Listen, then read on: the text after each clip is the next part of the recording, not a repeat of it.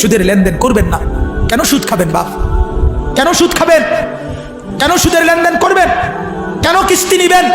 কিস্তি আর সুদ তো বরাবর, কিস্তিও হারাম, সুদও হারাম, স্পষ্ট হারাম। আপনি শুধু এটা আমাকে উত্তর দেন, কুকুরের গোশত হালাল না হারাম? বলেন, সবাই বলেন, কে হারাম করছে? আবার বলেন, আবার বলেন, আবার বলেন। কুকুরের গোশত কেউ খায় আপনারা? তাইলে আল্লাহ যদি হারাম করে কুকুরের গোশত খান না, তাহলে আল্লাহ হারাম করার পরেও সুদ খান কেন? আর সুদ খাইলে কুত্তার গোশত খান না কেন? কথা বলেন না কেন? যিনি সুদ খান তাহলে তিনি কুকুরের গোশত খান, তাইলে?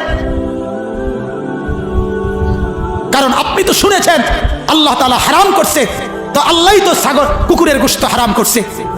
তাহলে আল্লাহর হারাম এটা মানলে আল্লাহর হারাম এটা মানবেন না কেন? কথা বলেন না কেন? যদি বলেন সম্ভব না চলা, আল্লাহর কসম সম্ভব। হালাল পন্থায় ইনকাম করে চলা সম্ভব না অসম্ভব? সম্ভব, সম্ভব। আল্লাহর কথা মিথ্যা হয় না। লা ইউকাল্লিফুল্লাহু নাফসান ইল্লা ওয়াসআহা। আল্লাহ কারো উপরে সাধ্যের অতিরিক্ত কিছু চাপিয়ে দেয় না। অতএব আমার কথায় রাগ হবেন না, আমি একটু শক্ত বলছি, আর একটু শক্ত বলছি, শুধু এই উদ্দেশ্যে গুনাহ ছেড়ে দেন।